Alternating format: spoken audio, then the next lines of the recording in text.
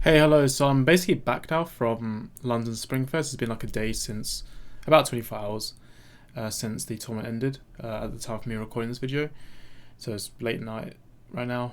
Had a bit of a rest and yeah, just to go through some of my experiences because it's been quite a wild weekend.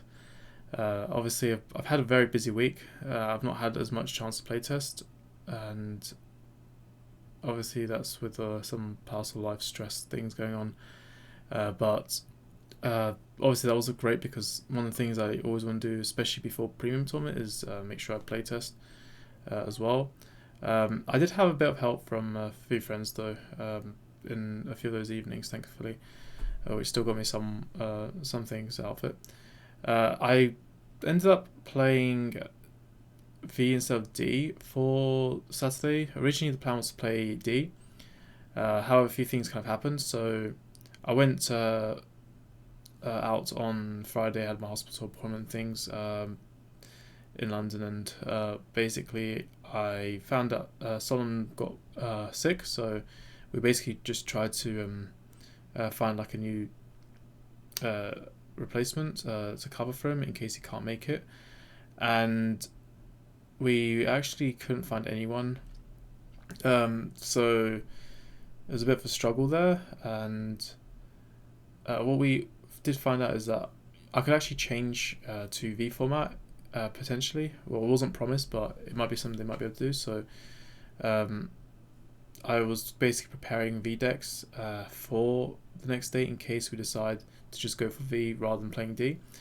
And I also found out that Dave also had a registration for D anyway. Sorry, for V. So we actually technically had registration for V and D, just got to change names around because we're basically a merged team. So we put together two broken apart teams originally that registered prior to all this to London. And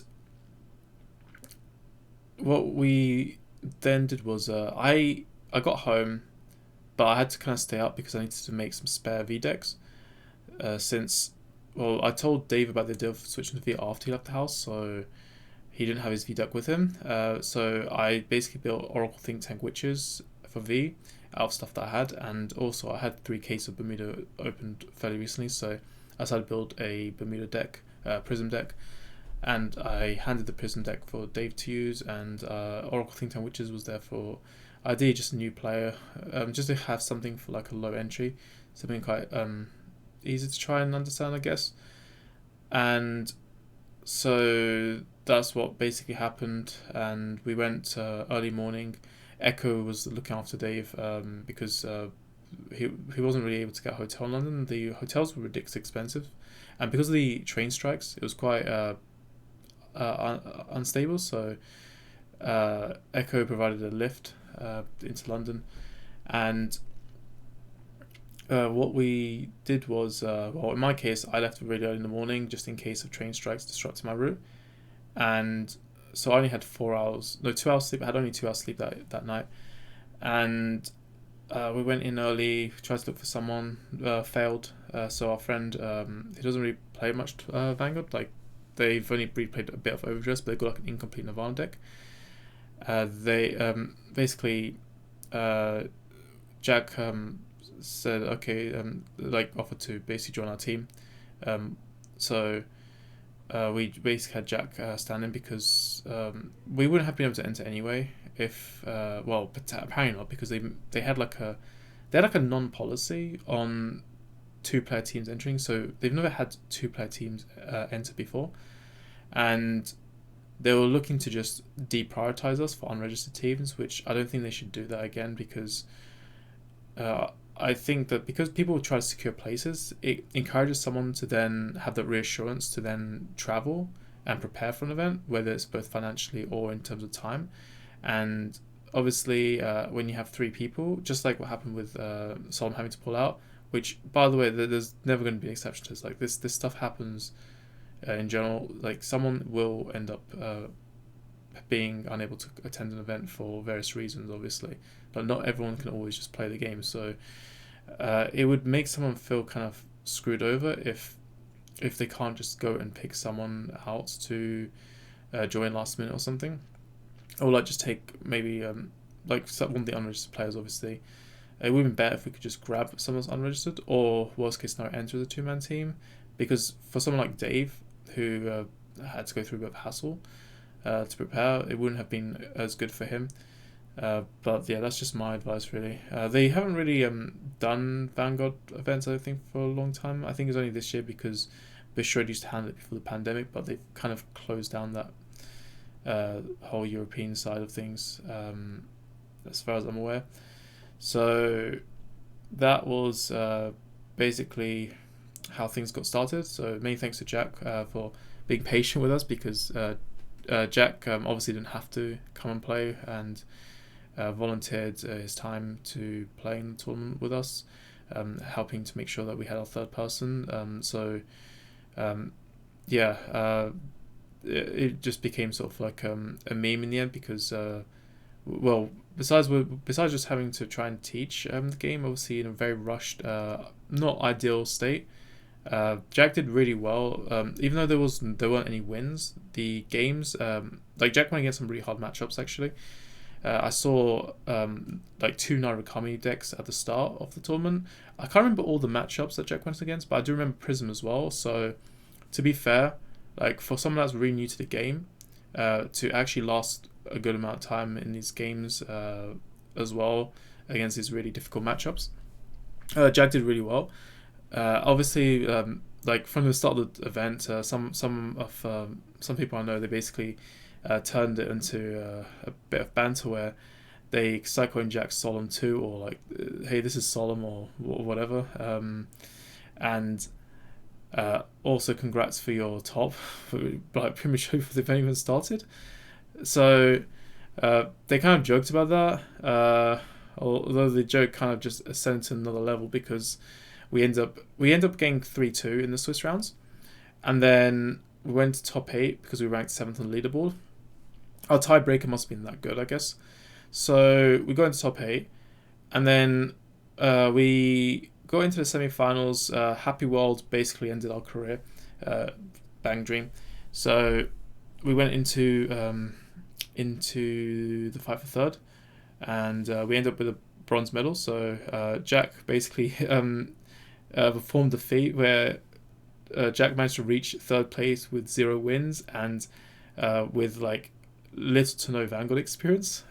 So it's sort of like it sort of just became a joke that got taken to another level. And then obviously like there's like it's just a bit of context, like if anyone's kind of wondering what all that stuff was about. They're also teasing Echo as well, because he didn't have a medal yet, but that's not going to age too well, that joke, which we'll get to later. So that's basically Saturday, and interesting top as well. The team that won Star Wars Crusaders, obviously they had the Bang Dream deck, which is really cool, but there's also Teo in that team, I noticed as well. So I've seen him in a lot of events, so he's been in a lot of the like topping teams as well, not just this season but in like past events as well. So that's basically Saturday. It ended after 9 o'clock. D tournament was still going. How and Kalen actually made it with Hamish. How and Kalen go to our locals at Darksphere. Hamish isn't actually from around here, but they basically formed a team, and just like in Belgium, because in Belgium they came was it second place in, I can't remember. Yeah, it was second place. Yeah, second place in premium for Belgium, and but they got second place in D format, and that was really cool to see, especially because our locals is actually Darksphere, so it's where the event took place. So we have sort of people just defending the home turf there. We've got like Jack, myself, Hal, Kalen. But then the first place team was also quite interesting, because it was Lubo on that team, someone I've hanged out with before, back in Worlds like years ago, and sometimes we catch up and things at events. Basically Lubo, his tops are generally United Sanctuary tops, and of course it wasn't really much surprise to him playing Bastion, and also picking the Keta over Trigger for his prize. So well done to him as well. And another thing as well, Starhole Crusaders from the V format, they actually made top 8 in Premium the next day, but they had to kind of leave because the event dragged on way too long, that they couldn't afford to stay anymore after qualifying for top 8. So they had to drop from there. But with the event having ended past 9, and we've got our medals, and basically when we got our medals and Amaterasus, we saw Solemn. So Solemn was back and he was available to play. He was feeling a bit better. Rob offered to fill in for Premium, so he said he would still offer even if some couldn't make it for tomorrow. So thanks for that. And yeah, it just feels like people have been giving us quite a few favors, because obviously it's an inconvenience to kind of help us help in this sort of way, but so it is really appreciated. And by Rob is actually a player that I mean, I've known him for years, but he's actually played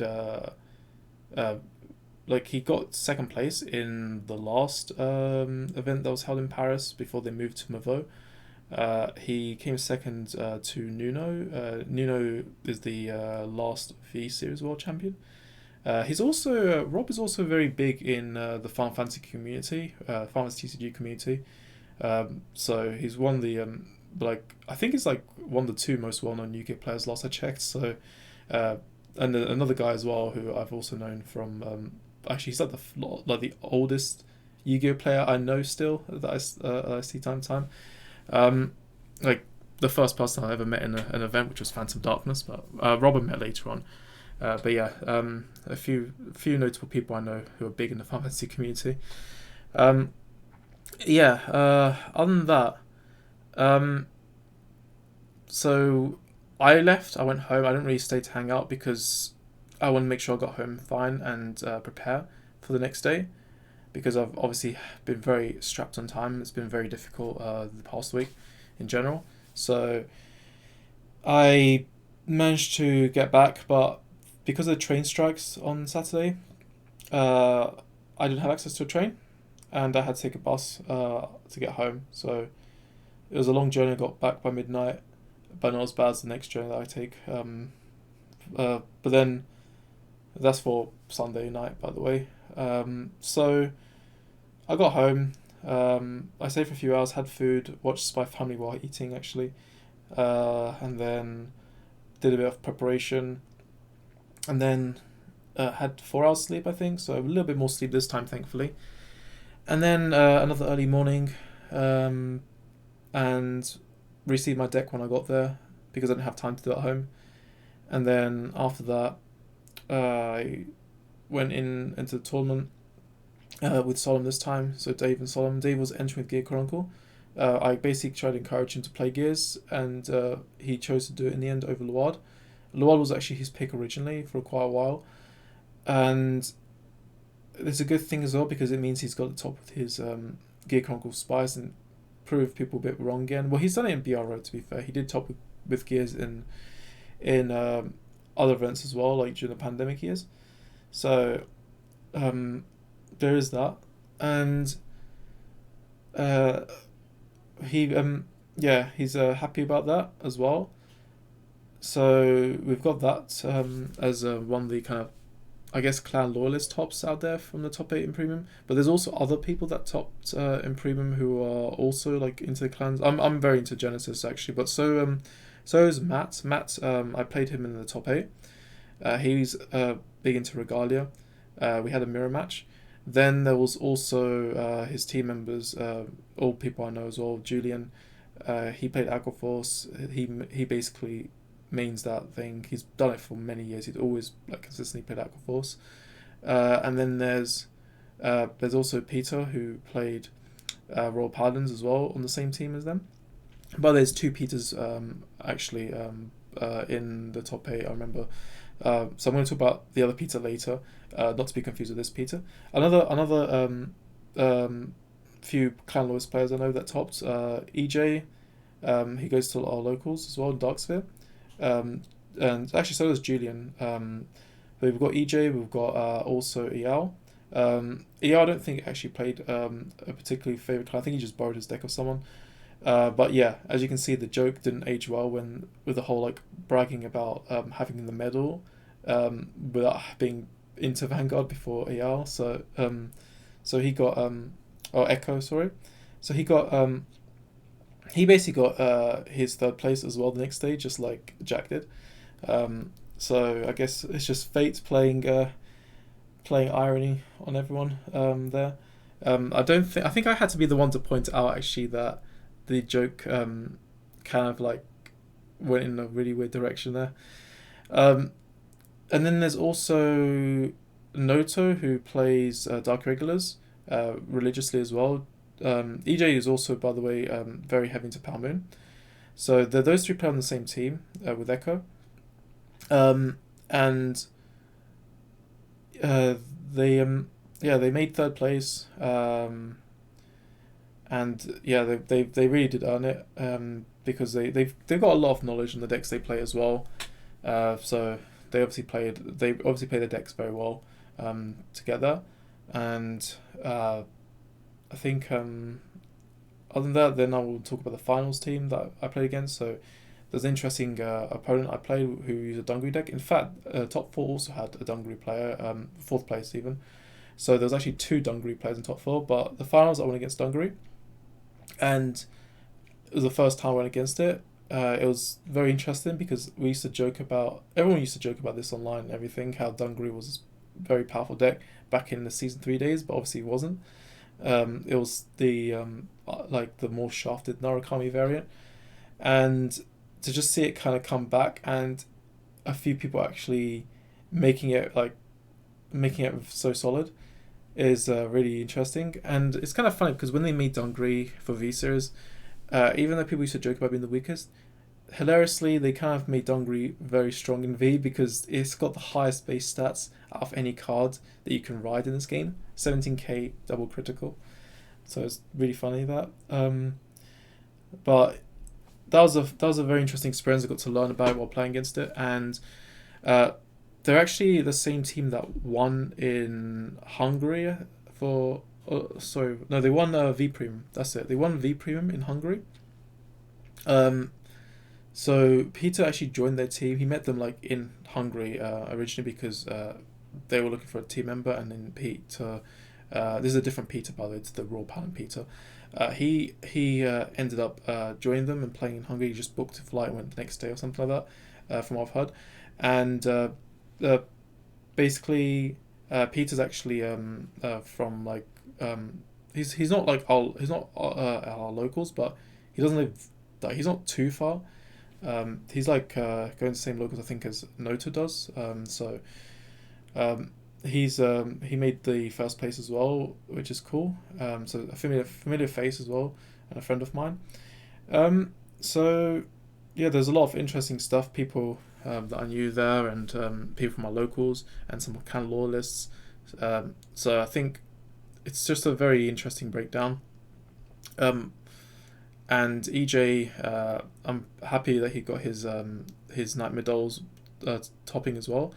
He's really good with Pal Moon. Like I've known him for years, so like if there's anyone that you want to ask about Pal Moon, obviously there's Derek Dow as well.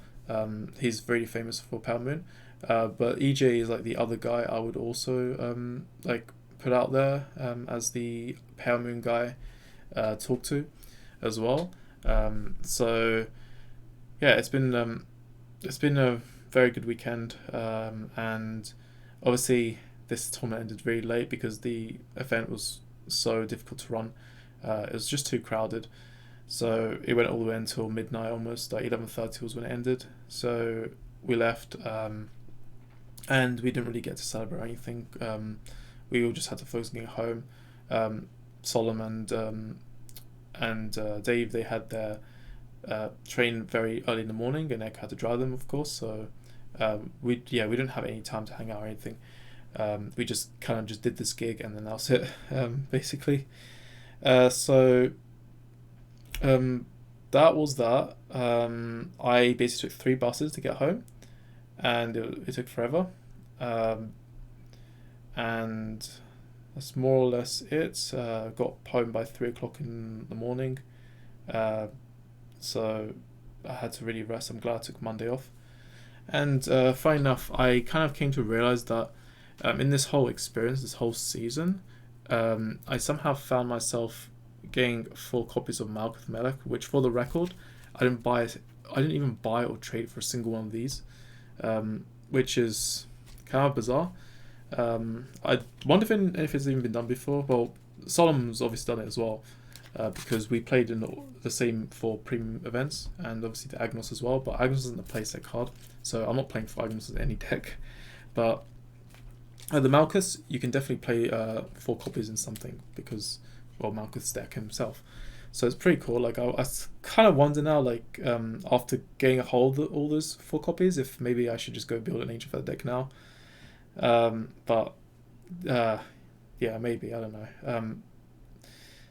It's just interesting stuff. So yeah, this is pretty much it for my video blog, I guess, and I might do another one, but I just want to see what you guys think, and maybe I should do more. But in the meantime, I'm also going to do some deck profiles as well, because there's a lot of profiles I need to do. All the decks that obviously got used in V for third place, because these are all my decks anyway. So I will do a deck profile for each one of them as well.